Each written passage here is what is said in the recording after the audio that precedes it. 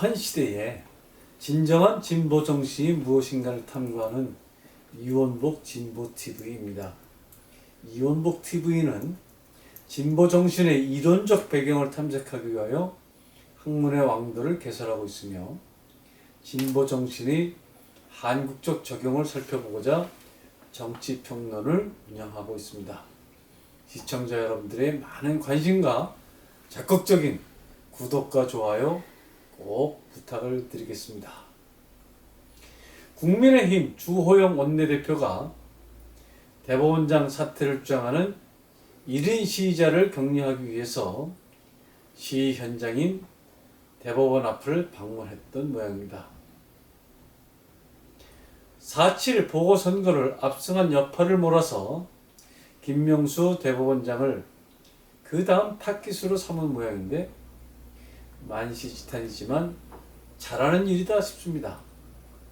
다만 아쉬운 것은 김명수 대법원장하고 싸우려면 대대적으로 제대로 싸워야 하는데 싸우는 흉내만 내는 듯한 모양새에서 아직도 많이 모자란다는 느낌입니다.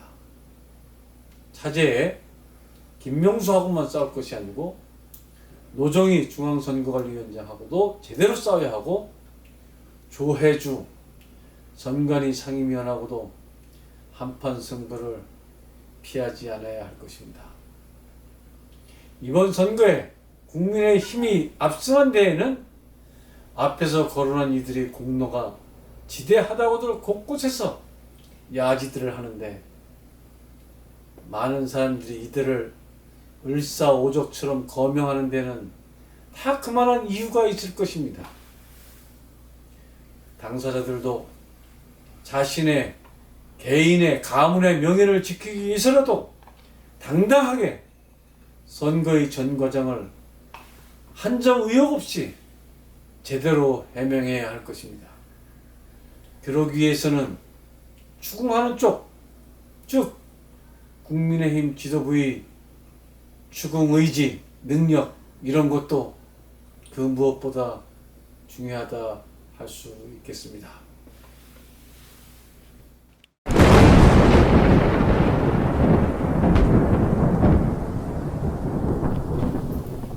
이번 선거에서도 의혹은 여전히 적지 않게 나왔습니다.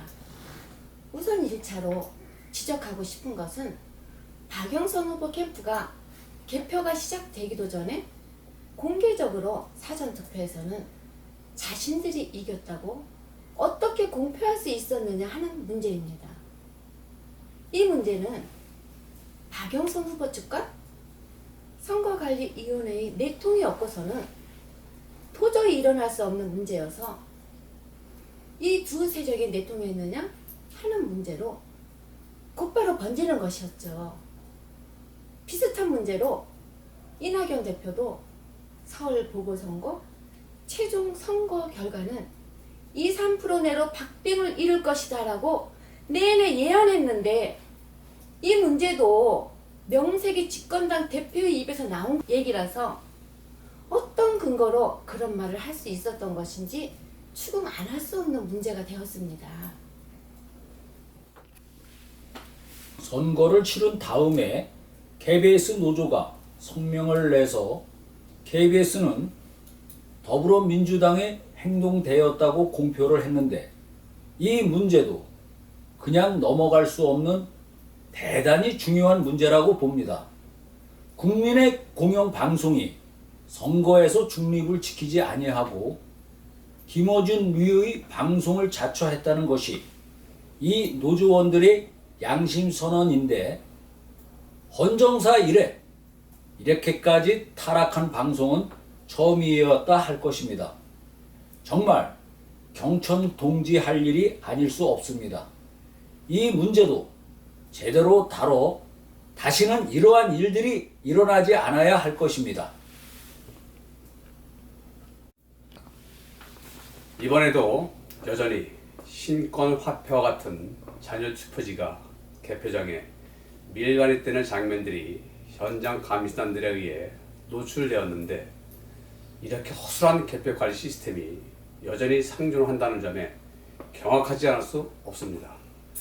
4.15 총선 때 그렇게 많이 문제 제기들이 있었지만 여전히 지혜롭게 않은 현장들이 있다는 것은 우리나라 투개표관리 시스템에 문제가 엄청 많다는 반증 아니겠습니까?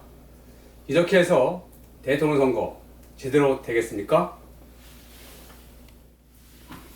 이번에 야권이 압승한 배경에는 워낙 민심이 떠난 것도 가장 큰 이유이지만 지난 1년 동안 부정선거에 대한 경각심이 커진 뒤여서 여권에서는 차기 대선이라는 본 선거를 무사히 치르기 위해 이번에는 부정을 최대한 자제한 것이 아니냐 하는 분석이 후에 쏟아졌는데 상당히 일리가 있는 분석이라고 저는 봅니다.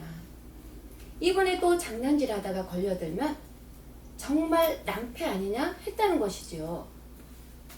이번에도 먼저처럼 사전선거는 다 이겨놓고 당일 본투표에서 알맞게 져서 최종 알맞게 이기는 걸로 조작하기에는 너무 선거 환경이 안 좋았다 하는 이야기이지요. 일종의 추정들인데 틀린 추정 같아 보이지는 않는군요. 4.15 총선을 치르고 나서 수도권 전 지역에서 해괴한 데이터들이 쏟아져 나왔지요. 이 문제에 대해 후보 당사자들은 당연히 법정 소송을 제기했지만 이 중차대한 문제에 대해 선관위나 대법원이나 감사원이나 검찰이나 집권당에서 한마디 하는 것을 듣지 못했습니다. 심지어 직접 당사자인 미래통합당, 현 국민의힘에서조차 아무 소리들 안 하는 것이었습니다. 무슨 사연들이 있었는지 모르지만 언론에서도 아무도 안 다루는 것이었습니다. 이게 과연 가능한 일입니까? 대명천지 밝은 세상에 과학적으로 이해되지 않는 수치들이 한두 군데도 아니고 수도권 전역에서 쏟아져 나왔는데 다들 못 본 채 하라고요? 문제 제기하는 사람들이 이상한 사람들이라고요? 이게 말이 되는 소리들입니까? 대한민국은 현재 정상이 아니라고 저는 봅니다. 이 이상한 현상은 그 뒤를 이어 대법원이 선거 소송을 다루는 태도에서 심증적으로 더 확신으로 굳어지는 것이었습니다. 선거 소송은 선거를 치른 후 1년 이내에 다 마무리하는 것으로 법제화되어 있는데 현 김명수 대법원장 체제에서는 단 한 군데도 소송 절차를 진행하지 않는 국가 이상 사태로 끌고 가는 것이었습니다. 그 사이에 사법부 파동이 계속 일어났고 윤석열 검찰총장이 못 견뎌서 결국 중도에 사퇴하는 일이 발생하였습니다. 김명수 대법원장 앞으로 어떻게 할 것입니까? 재판들은 정상적으로 진행이 되나요?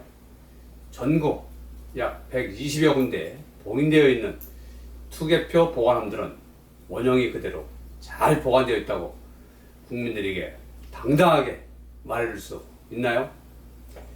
하나씩 차분하게 뚜껑을 다시 열지 못하는 무슨 사연이라도 있는 것인가요? 국민들이 알 권리가 있는 것 아니겠습니까? 이런 가운데 또다시 4.7 보궐선거가 끼게 된 것이지요. 그리고 이번에는 여당이 참패하는 것으로 결론이 났습니다. 문제는 하나도 해결 본 것이 없는데 이상하게 여당은 참패하였습니다. 그리고 다시 제3라운드 내년도 대선을 향해 모든 언론과 정파들의 신경이 대선 스토리들을 만들어가고 있는 중이지요. 김명수 대법원장님, 고명하신 김명수 대법원장님, 내년도 대선 이전에는 4.15 총선 소송 문제가 다 해결이 나는 것입니까? 120여 군데 지방 법원에 보관되어 있는 투개표 관련 서류들, 용지들, 전산 기계들 다 무과인가요? 대법 원장만 믿고 국민들은 계속 기다리고만 있을까요? 이쯤 되면 스스로 사퇴해야 하지 않나요? 관계자들 모두 동반 퇴진해야 하지 않을까요? 옛날부터 죄 짓고 못 산다는 말이 있었습니다. 현재 여당이 일단 난리가 났습니다. 지도부가 총사퇴를 하였습니다.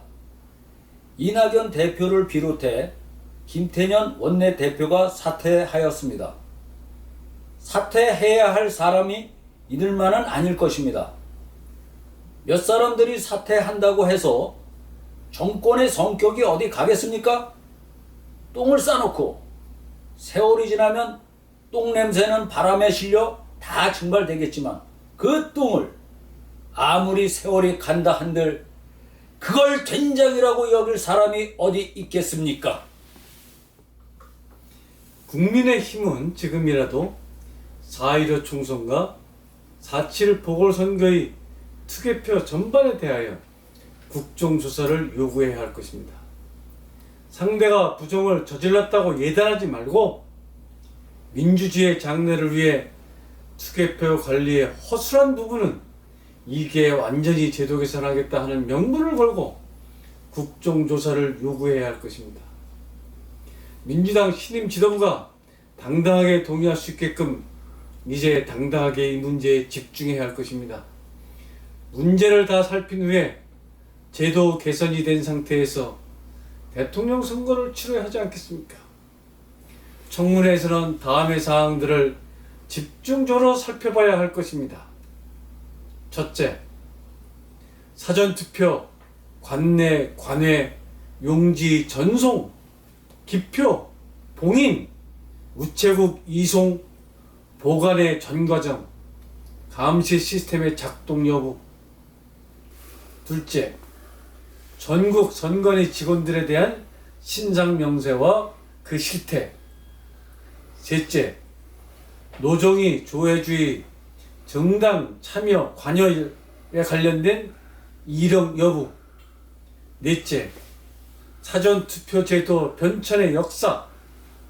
다섯째, 전자기기 도입의 역사, 전자기기 사용 실태. 여섯째, 전자기기에 대한 국민 감시 시스템의 발전의 정도. 일곱 번째, 투개표 참관 실태 및 개선사항. 여덟째, 중국인 선거 관련 용역 인원들의 투입된 여부와 실태. 아홉 번째, 선거 소송 관련 절차 및 그 비용에 관련된 변천의 역사. 열 번째, 기타 시민들이 많이 지적한 내용들. 시청자 여러분, 민주주의는 결코 공짜로 오지 않습니다. 민주주의도 끊임없는 감시와 견제, 균형을 통하여 야금야금 발전하는 법입니다. 저개발의 많은 나라들이 독재를 행하고 국민을 우민화하는 데 혈안이기도 합니다. 눈 뜨고 코베에 간다는 말이 있는데 이런 황당한 나라에서 살지 않으려면 정신을 바짝 차려야 할 것입니다. 오늘은 여기까지 하겠습니다. 여러분 좋으셨다면 구독과 좋아요, 응원 댓글 3종 세트를 꼭 부탁드리겠습니다. 여러분들의 응원이 저희 방송이 명품 방송이 되는데 결정적인 역할을 해 주실 것입니다. 그럼 다음 시간에 다시 만나 뵙도록 하겠습니다. 감사합니다.